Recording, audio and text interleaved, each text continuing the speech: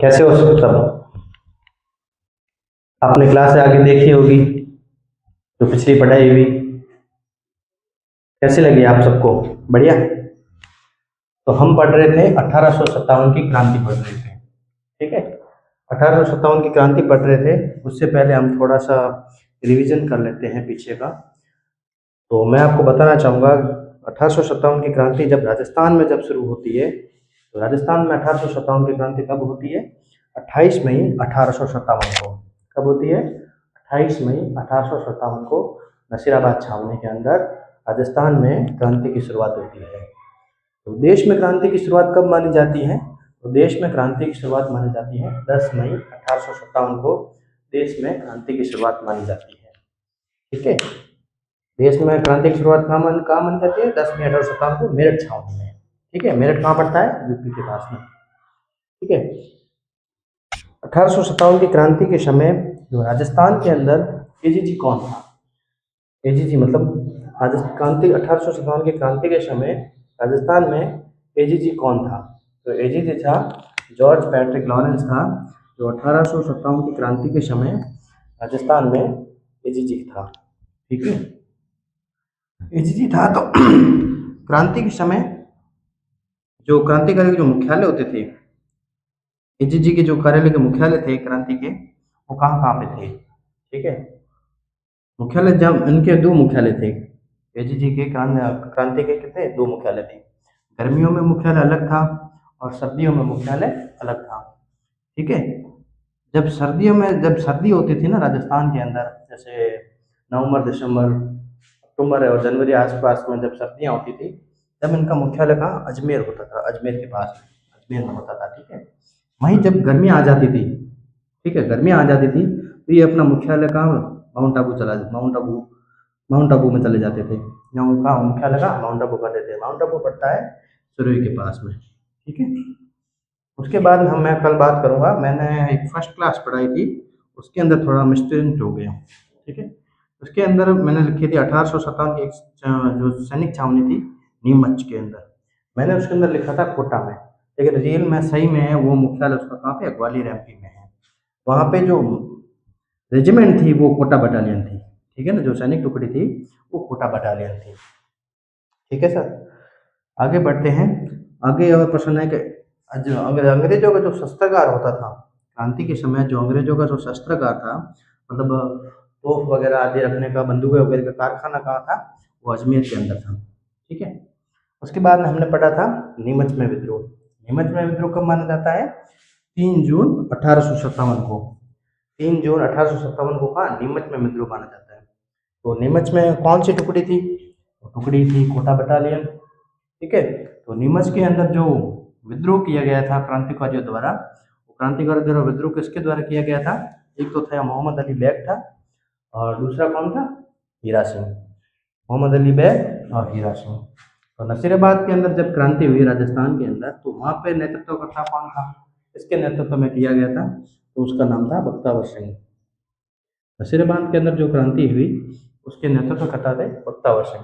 ठीक है, और यहाँ पे जो सैनिक टुकड़ी थी वो 15वीं व 30वीं BNI थी। ठीक है, और विद्रोह किसने किया था? ये 15वीं BNI ने। 15वीं BNI के जो ये सैनिक थे उन्होंने विद्रोह किया था बख्तावर सिंह के नेतृत्व में। ठीक है, आज हम पढ़ेंगे आगे। आगे अपना जो विद्रोह है वो एरिनपुरा का विद्रोह है। एरिनपुरा का विद्रोह कब हुआ था? 21 अगस्त को 1857। 21 अगस्त 1857। नसीराबाद में कब विद्रोह हुआ? 28 मई 1857। उसके बाद में नीमच में कब विद्रोह हुआ? 3 जून 1857 को हुआ। ठीक है, उसके बाद में एरिनपुरा का विद्रोह। एरिनपुरा कहाँ पड़ता है? पाली के अंदर। उसका विद्रोह कब माना जाता है? 21 अगस्त 1857 के अंदर। ठीक है, और जो एरिनपुरा जो था, एरिनपुरा जो पाली में आता है, वो किसकी रियासत के अंडर में था? वो सिरोही रियासत के नियंत्रण में आता था तब। इसमें जो सैनिक टुकड़ी थी एरिनपुरा के अंदर, और सैनिक टुकड़ी का नाम था जोधपुर लीजियन। ठीक है, जोधपुर लीजियन थी सैनिक टुकड़ी, जोधपुर लीजियन नाम था उसका। ठीक है, 21 अगस्त 1857 को माउंट आबू जो पड़ता है सिरोही में, जोधपुर लीजियन के सैनिक जो थे, इन्होंने क्या किया? सैनिकों ने एजीजी लॉरेंस के पुत्र, जो लॉरेंस जो पुत्र था एजीजी राजस्थान की क्रांति के समय, उसका एक पुत्र था अलेक्जेंडर। ठीक है, अलेक्जेंडर, उसकी क्या कर दी इन्होंने, हत्या कर दी। किसने, ये जोधपुर लीजियन के सैनिकों ने उसकी हत्या कर दी। ठीक है, हत्या के बाद में जो भी अरविंदपुरा के जो क्रांतिकारी थे, क्रांतिकारियों का प्रमुख नाम मैं आपको बताना चाहूंगा, शिवनाथ सिंह, जो अशोक का ठाकुर था। दूसरा तिलकराम, शीतल प्रसाद और मोती खां। ठीक है, इन्होंने हत्या, अलेक्जेंडर की इन सैनिकों ने हत्या की। हत्या करने के बाद में ये क्रांतिकारी कहाँ बढ़े, दिल्ली की ओर आगे बढ़े। ठीक है, शिवनाथ सिंह जब दिल्ली की ओर आगे बढ़े तो शिवनाथ सिंह अशोक के जो ठाकुर थे, उन्होंने अरिनपुरा के सैनिकों ने नेतृत्व में, शिवनाथ सिंह के नेतृत्व में अरिनपुरा के जितने भी सैनिक थे उन्होंने नारा दिया कि चलो दिल्ली मारो फिरेंगी। किसके नेतृत्व में नारा दिया गया था, ये शिवनाथ सिंह के नेतृत्व में। ठीक है, वो आगे चलते चलते चलते फिर वहां पहुंचते हैं खेरवा गांव पाली में। खेरवा गांव पाली में पहुंचते हैं, खेरवा गांव पाली में तो वहां पे जो क्रांतिकारी था ठाकुर कुशाल सिंह, जो कहाँ का था, आऊगा पाली का ठाकुर था। तो वहाँ ये कहाँ पे मिलता है उसको, ये खेरवा गांव पाली में मिलता है। फिर आगे उनका नेतृत्व कौन करता है, ये कुशाल सिंह चंपावत आगे उसका नेतृत्व करता है। ठीक है, फिर ऐसे आगे नेतृत्व करते चले जाते हैं। फिर क्या हुआ, जोधपुर के महाराजा थे तखत सिंह, ये नेतृत्व करके आगे बढ़ रहे थे दिल्ली की ओर। जब जोधपुर के महाराजा तखत सिंह थे, उन्होंने उनाट सिंह था वहां पे, जोधपुर महाराजा वहां पे किलादार था। ठीक है, और वहां पे जो कर्नल था वो इतकोट, इन दोनों के नेतृत्व में क्या भेजी गई, सेना भेजी गई, भाई आप जाओ और उनको रोको, क्रांतिकारी को दिल्ली मत पहुंचने दो। तो क्रांतिकारी द्वारा और जोधपुर की सेना द्वारा कहाँ पे हुआ, बिथोड़ा जगह पड़ती है पाली के अंदर। बिथोड़ा का युद्ध हुआ, कब हुआ, 8 सितंबर 1857 को। 8 सितंबर 1857 को बिथोड़ा पाली के अंदर युद्ध होता है। क्रांति ठीक है, क्रांतिकारी, एक तरफ क्रांतिकारी थे हरिपुरा के, और एक तरफ थे जोधपुर महाराजा की सेना में उनाट सिंह पंवार।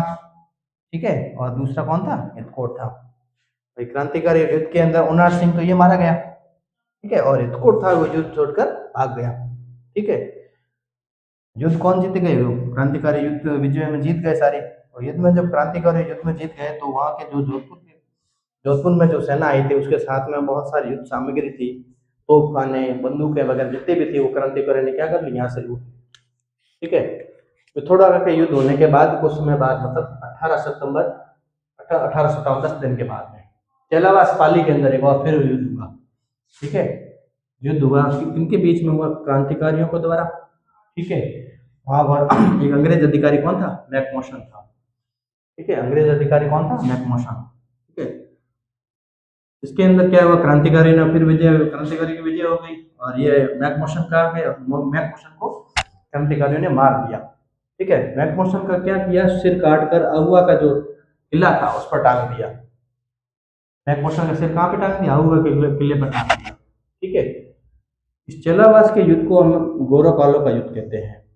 ठीक है, चेलावास के युद्ध को क्या बोलते हैं, गौरव और कालो का युद्ध कहते हैं। ठीक है, यहाँ पे खुशहाल सिंह वापस चले जाते हैं आहुआ।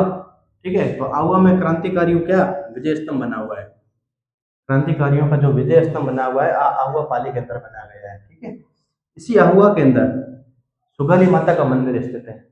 ठीक है, सुगाली माता कौन थी, ये खुशहाल सिंह चंपावत की कुल देवी थी। ठीक है, सुगाली माता को राजस्थान की कुल देवी भी कहते हैं।